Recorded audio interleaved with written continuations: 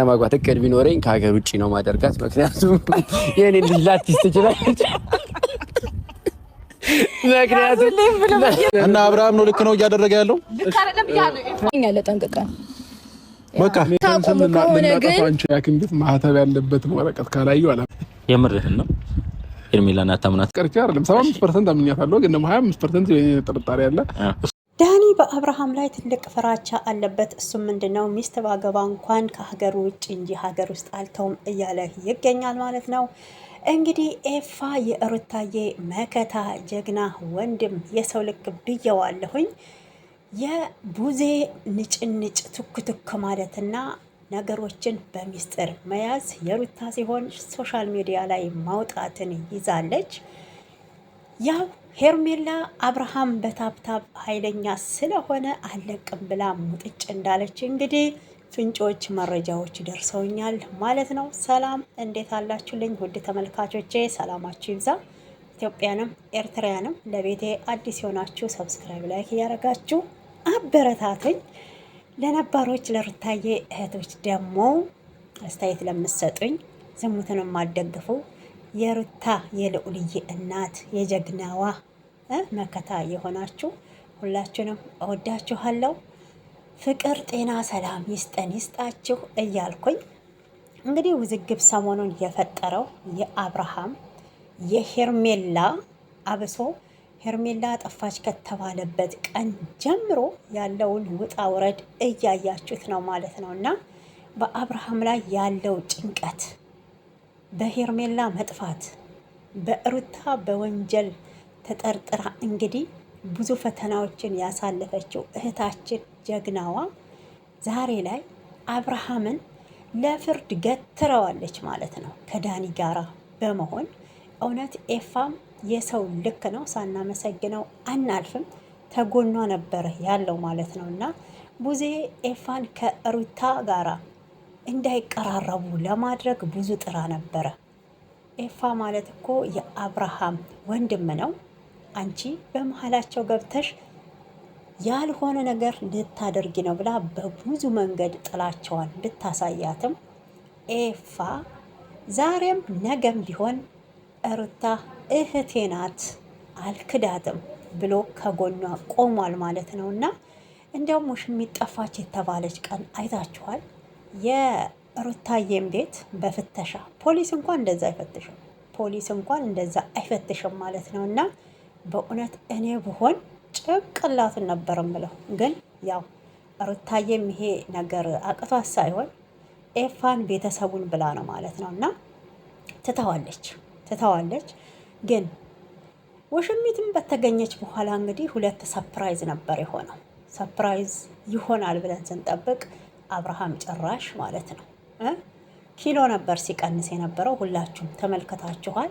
የሆነ በቃ ሀዘን የተነገረው እንጂ ደስታ ሰፕራይዝ የተደረገ አልነበረም ሁኔታው። ሁላችንም እየተመለከትን ነበረ። የእሱ እውነት ያንኛው እውነት የሩታዬ ነፃ መውጣቷ ይቅርታ ብለው በአደባባይ ሳይጠይቁ ጭራሽ ተሸፋፍኖ እንዲያልፍ ሩታ በሄርሜላ እንደቀናች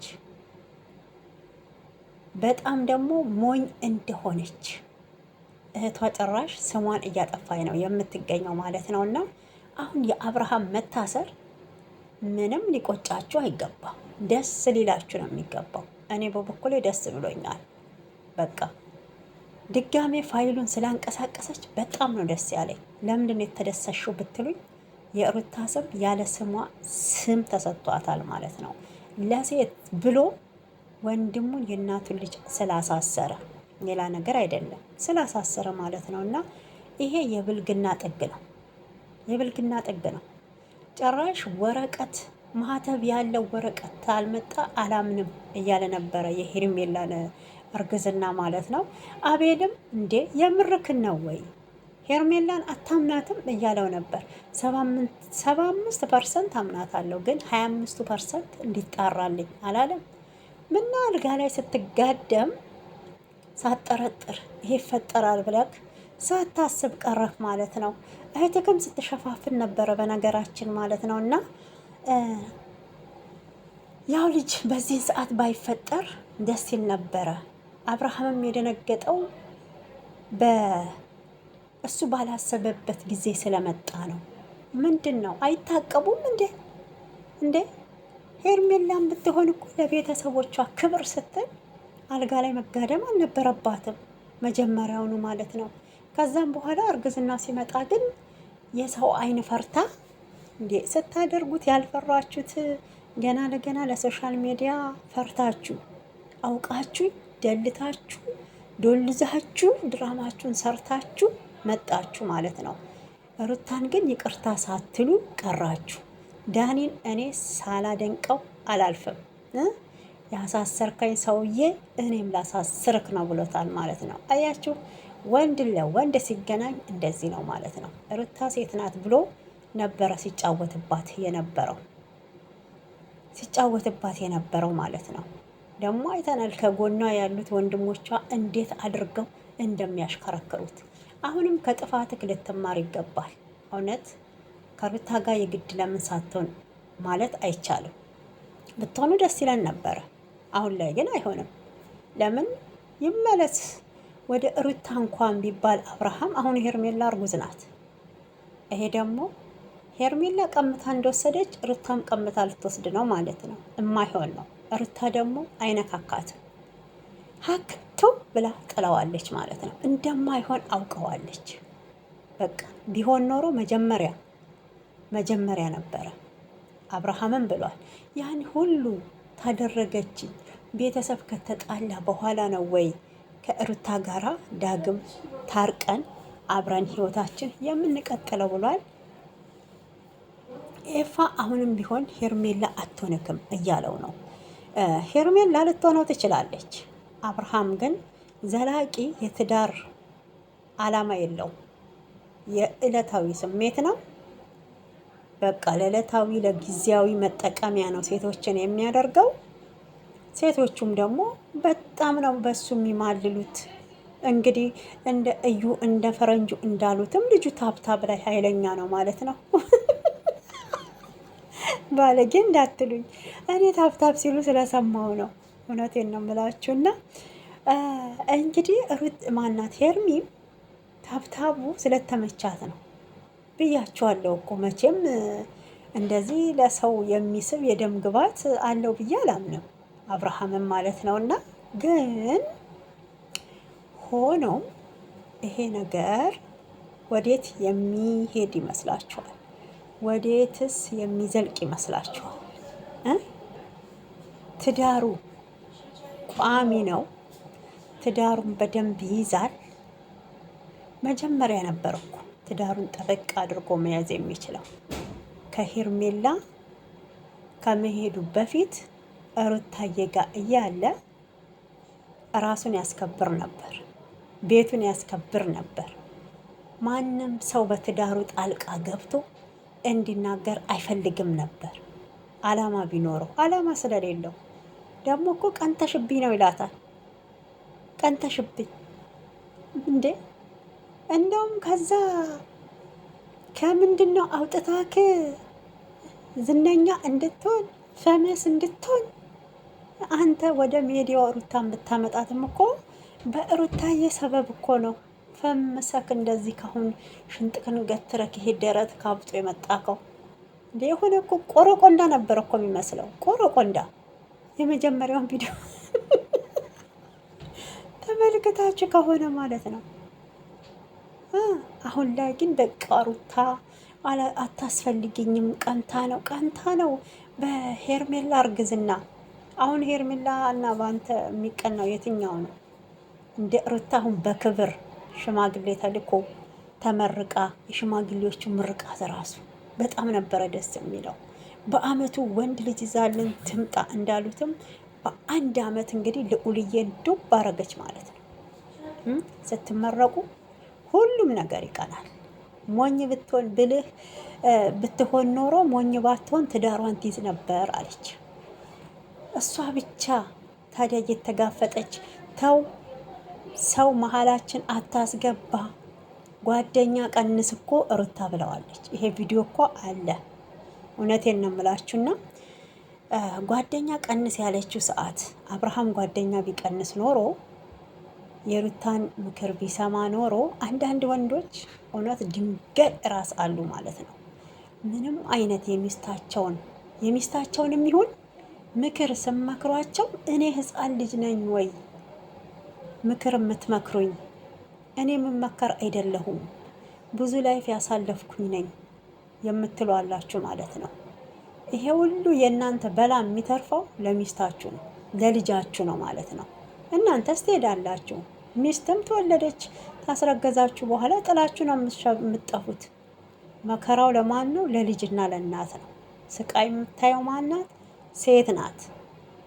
ብዙ ውጣ ውረድ፣ ህመም፣ ህፃን ውስጥ የሚያድግ እንቅልፍ የምታጣው እናት ናት። እሱስ እንደያንኮራፋ እግሩን ሰቅሎ ፈሱን ተር እያረገ ይተኛል ማለት ነው። ምን አገባው? ሆዱ ብቻ ይጉደልበት በቃ። ወንድ ልጅ በሆዱና በእንትኑ አይደራደርም እንደሚባለው ነው እኮ ጨዋታው። ታውቃላችሁ ግን ስለዚህ ማለት ነው በክብር እሊቁኑ አሁንም መንዘላዘሉን ተውና ሽማግሌ ልካችሁ ተጋቡ ማለት ነው። አዎ ምንድነው ዝሙት የምትሉት? ሩታና አብርሽ እኮ ተተፋቱ ነው ብላችኋል። ነገሩን ታብታቡን የጀመሩት ሳይፋቱ ነው። በፊትም እኮ እኛ ሶሻል ሚዲያ ላይ ግንባር ሲሳሳሙ ዝም ብለው ለዩቱብ መሸቀያ መስሎን ነበር። አሁንማ ግልጽ ወጣ። አሁን ግልጽ ወጣ ማለት ነው። በስነ ስርዓት እንግዲህ ታብታብ እንደሚያደርጉ ሁሉም ነገር ግልጽ ሆኖ ታይቶናል። ለቤተሰቦች ምን እንደሆነ መልሳቸው አላቅም። አንተም ያንተም መልስ ምን እንደሆነ አላቅም። አብርሽዬ አብርሃም እንደምትወደኝ አውቃለሁ፣ እንደምታፈቅረኝ እሱ አፈቅርሻለሁ እወድሻለሁ ብሎ በራሱ ቃል ይናገር። አንቺ ነሽ እንደ ይሄን አልወድ ትወደኛለህ አትወደኝም እያልሽ የምትይው ማለት ነው። እና ራሱ ስለ ፍቅር ሲገልጽ ራሱ ይገልጻል። አይሶች ማለት ነው። ሩታዬ መሆን አትችሉም። ለማንኛውም እሷ አትወድቅም፣ ጀግና እናት ናት። የልዑልዬ እናት አሸናፊ ናት ማለት ነው። ያው እህትየዋንም አይታችኋታል። ነገሮችን በውስጥ መስመር ሄርሜላን ለማውራት ሞክራለች። አውርቻት መክሪያታለሁ ብላ ነበረ። ይሄ የኦዲየንስ ጥያቄ መሆን አለበት ብዬ ነው የማምነው። የሩታ ጊዜ ፊት ለፊት ሁሉንም አምጥተሽ አጋልጠሽ ነበረ። አሁንም ቢሆን የሄርሜላን ፊት ለፊት ወጥቶ መጋለጥ አለበት ብዬ ነው የማምነው ማለት ነው። እና በውስጥ አይደለም። ጥፋት እንዳጠፋች ልትነግሪያት ይገባል። ትክክል እንዳልሆነ ልትነግሪያት ይገባል። አብርሃም ቀለበት ሲያስርላት እንቅልፍ እንድትተኛ ሩታ ተስፋ እንድትቆርጥ እንደነበረ ሄርሜላ በደንብ ነው የምታውቀው። አሁን ላይ ልጅ እንደማይፈልግ ገና ወደፊት ከ10 ዓመት በኋላ ትዳር እንደሚመሰርት ተናግሮ ነበረ አይደል እንዴ? አሁን ላይ እኮ በቃ ማን ነው አብርሃም አቤል በግድ እንዲያምን ያስደረገው ታውቃላችሁ። ካንቺን የመሰለች እህቴ ቆንጅዬ ልጅ ቆንጅዬ ልጅ ማግኘቱ በእውነት ይሄ እኮ በጣም ደስ የሚል ነው እያለ ነበር ማለት ነው። እና አብርሃም አሁንም እኮ አልተዋጠለትም። የሄርሜላ ማርገዝ አልተዋጠለትም። ልጁ ምንድን ነው የፈለገው? በቃ ይሄ የጊዜያዊ እንደተባለውም ታብታብ እያደረገ በቃ የዕለት ከዕለት ኑሮን መኖር ብቻ ነው ማለት ነው። እውነት አሁን ሄርሜላም አውቃ እድሜዋን ለመጠቀም ብላ ቶሎ ፈጣሪያው ልጅ የፈጣሪ ስጦታ ቢሆንም ቶሎ ብላ ቀባረገች እንጂ 10 ዓመት አስባችሁታል? የ10 ዓመት ውበቷን እድሜዋን መጠጥ አርጎ ይበላል ነገሩ። 10 ዓመት አብረው አይዘልቁ። እንኳን 10 ዓመት እንግዲህ እንደው ከእንግዲህ ወይ 2 ዓመት አብረው ተዘለቁት ነው ያለ። ሌላዋ ደግሞ ታልመጣች ማለት ነው። እና አሁን እንግዲህ የሄርሜላ እርግዝና የሩታ ህመም ይገባታል። ሩታዬ እንዴት እንደታመመች ይገባታል። ሩታ እንዴት እንዳለቀሰች ይገባታል። በቃ እውነተኛ ትክክል አርግዛ ተሆነ የሩታ ህመም ይገባታል። ይቅርታ ጠይቃታለች ብዬ አምናለሁ። ምንም ጥርጥር የለውም። እውነት ምንም ጥርጥር የለውም። ምናልባት አብርሃም ደግሞ ሩታን ለማስቀናት ሲል ሄርሜላ ሊንከባከብ ይችላል። እንደ ሩታ እርግዝና ወቅት ተሆነ ግን ተረኛዋ የዛሬ ለቅሶ የዛሬ ሳቅ ለነገ ለቅሶ የሚሆነው የሄርሜላ ተራ ነው የሚሆነው። ታያላችሁ ማለት ነው። ግን ምናልባት አሁን ላይ ሩታን ለማስቀናት እንክብካቤ ሊያደርግላት ይችላል ብዬ እሱንም 50/50 ነኝ፣ 100% አይደለም። ሊንከባከብ ይችላል ሩታ ላይ ያላረገውን ምናልባት ተምሮ ማለት ነው። ይሄ ጭንቅላቱ ተተከፈተ እህትየዋም ተመከረችው። ሴት ልጅ እንግዲህ ሁለት ነፍስ ስትሆን ብዙ እንክብካቤ እንደሚያስፈልጋት ከአሁኑ እንግዲህ የዱባ ወጥና ምንድነው እሱ አምሮኛል እያለች ነው። ዱባ ሰርቶ እንዲያበላት እየጠየቀችው ነው ማለት ነው። እሱም ሄርሜላ ብርድ አትችልም፣ በጊዜ ወደ ቤት መግባት አለብን እያለ ነበረ። ታዲያ ሹራብክን ወለቅ አድርገህ ጃኬትክን የኔ ፍቅር ብለክ ማልበስ ነው። እውነቴን እኮ ነው። እኔም ኦዲየንስም አንቺን የመንከባከብ ግዳጅ አለበት ነበር ያለው።